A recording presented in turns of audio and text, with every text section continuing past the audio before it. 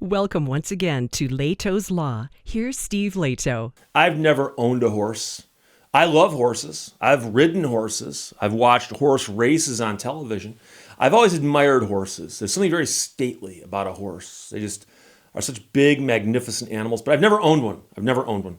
So, interesting story involving a horse Trocon sent me. Thank you very much, my friend. BusinessInsider.com ran the story written by Ryan Hogg.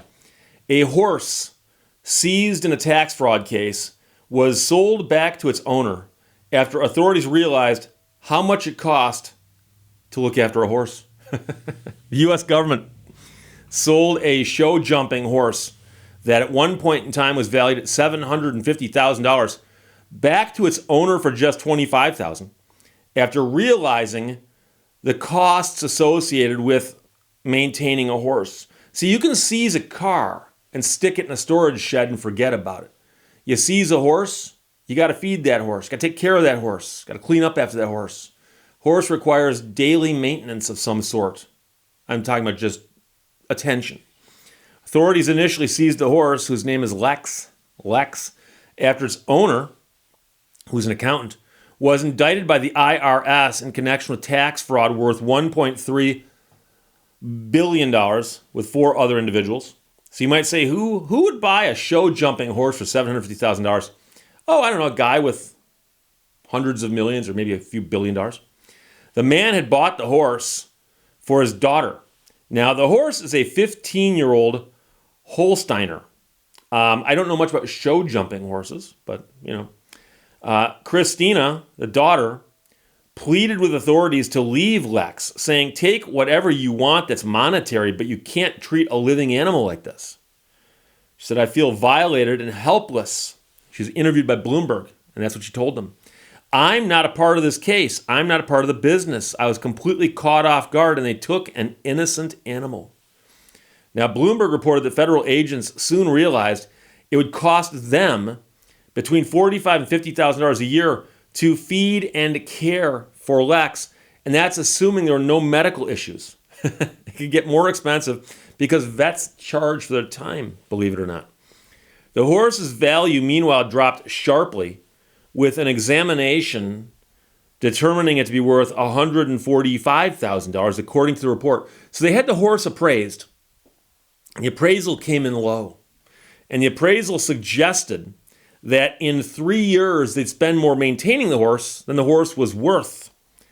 So the U.S. Attorney's Office in Atlanta then agreed to return the horse to Christina for $25,000 on the understanding that they could collect more if her father was convicted. So if there's any kind of fines and costs and reimbursement ordered at the end of the case, they might ask for more money. But as of right now, they said, give us $25,000, we'll give you back the horse, and then you get to take care of it. Meanwhile, she said she plans to ride the horse down the aisle on her wedding day. We'll get back to that. I underlined that, so we'll get back to that. Documents released by the Justice Department in February show that the man at the center of this case used proceeds of the tax fraud to buy the horse, as well as properties worth millions of dollars, and $225,000 tickets for a Super Bowl Hall of Fame experience. U.S. authorities used the proceeds from selling seized assets to compensate the victims of fraud and to deter crime in a process known as federal forfeiture. But this, if it involves a conviction and so on, very well could be criminal asset forfeiture, because they are alleging a crime and they say the money has a direct relation to the crime and they're prosecuting it. So we'll see what happens. The seizure of horses has some precedent. In 2012, authorities raised almost $5 million by selling more than 150 horses belonging to then comptroller of Dixon, Illinois, Rita Crundwell, after she was indicted on misappropriating city funds to fund a lavish lifestyle that involved her buying horses. And I saw an American Greed episode about that, narrated by Stacy Keach.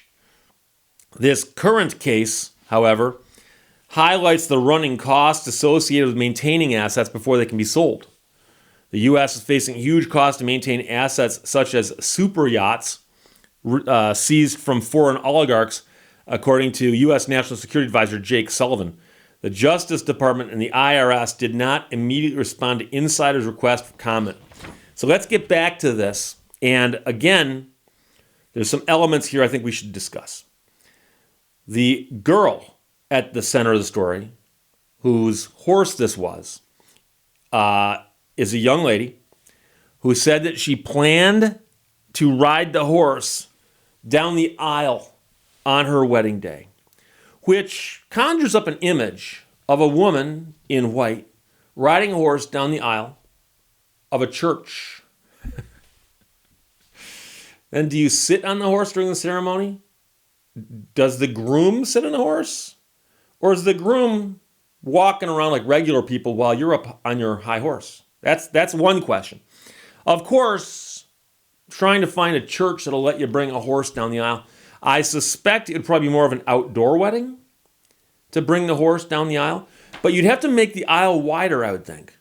You know, have you seen these outdoor weddings and they put chairs out there and there's a nice area to walk down the middle? You may have to widen that a bit. But all I could think of yesterday as I was reading the story for the first time was that out there right now is some poor guy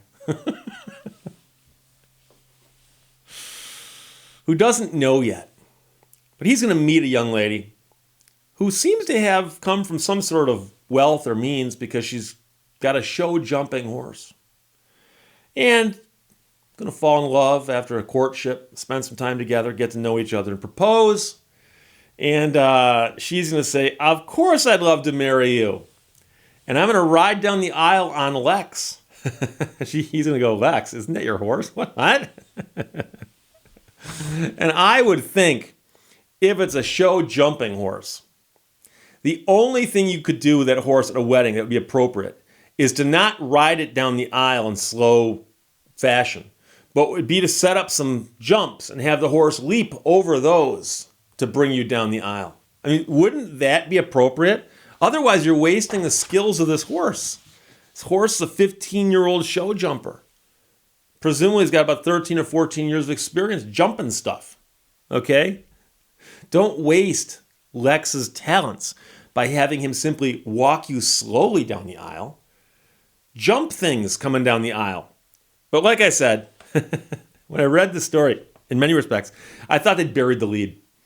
She plans to ride the horse down the aisle on her wedding day. And I can just picture that. The horse being seized in a tax fraud case and being returned, I get that. But it's the horse on the wedding day that really gets me. But who knows? Maybe it's something people do. I've never been to a wedding where somebody rode a horse and the horse they rode in on down the aisle. So, Trocon, thanks for sending me the story. Brightened my day. Business Insider and Ryan Hogg tell the story of the horse seized in a tax fraud case, but was sold back to its owner after authorities realized how much it was going to cost to take care of a horse. There you go. Questions or comments, put them below. Let's talk to you later. Bye-bye. Thank you for watching Lehto's Law. Most stuff people worry about isn't ever going to happen anyway.